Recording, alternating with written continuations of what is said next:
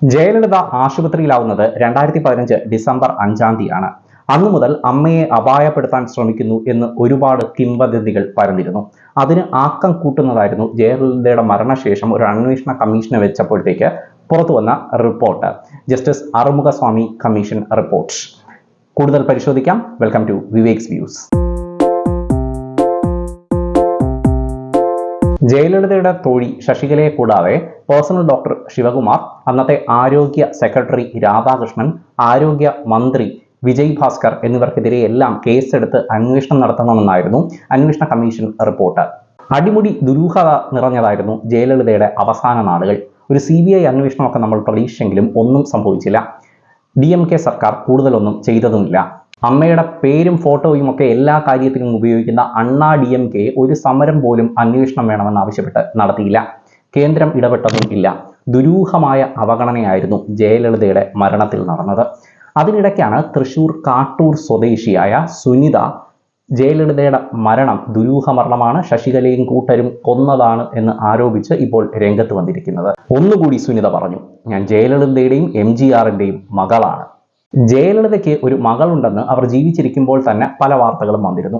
അമ്മ അത് കാര്യമായിട്ടൊട്ട് എതിർത്തിട്ടുമില്ല. സുനിതയ്ക്ക് മുമ്പും ഒരുപാട് പേർ ജയലളിതയുടെ മകളാണെന്ന് അവകാശപ്പെട്ട് രംഗത്ത് വന്നിട്ടുണ്ട്. ആയതിനാൽ തന്നെ സുനിതയുടെ ഈ വെളിപ്പെടുത്തൽ തമിഴ്നാട്ടിൽ യാതൊരു ചലനവും ഉണ്ടാക്കിയിട്ടില്ല.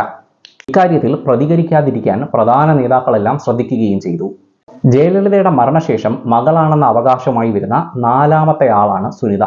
2017 ബംഗളൂരു സ്വദേശി അമൃത ജയലളിതയുടെ മകളാണെന്ന അവകാശവാദവുമായി എത്തിയിരുന്നു.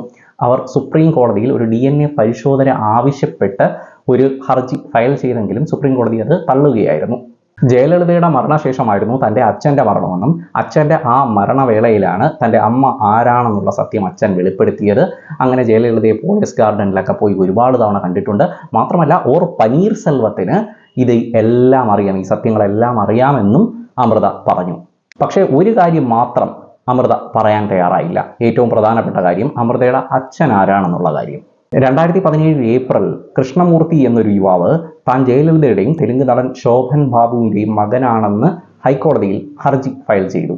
അത് പോലീസല്ല, കോടതി അന്വേഷണത്തിന് ഉത്തരവിടുകയും ഉണ്ടായി. എന്നാൽ കള്ളി വെളിച്ചത്തായി.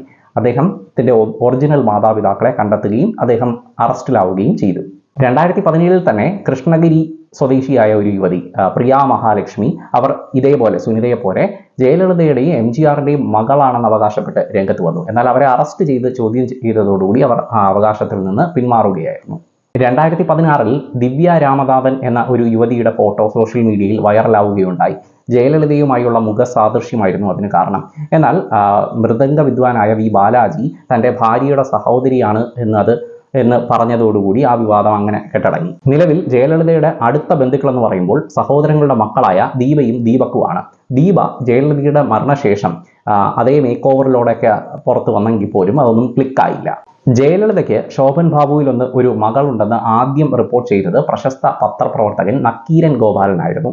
നക്കീരൻ ഗോപാലൻ ജയലളിതയുടെ മകളുടെ ചിത്രവും ഒരു മകൾ അമ്മയ്ക്ക് അയച്ച കത്തുകൾ എന്ന പേരിൽ ആ കത്തുകളും തൻ്റെ പ്രസിദ്ധീകരണത്തിൽ അദ്ദേഹം പ്രസിദ്ധീകരിച്ചിരുന്നു.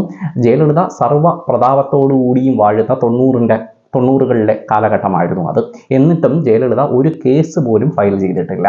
അങ്ങനെ മരണശേഷവും അമ്മ വാർത്തകളിൽ നിറഞ്ഞു നിൽക്കുകയാണ്.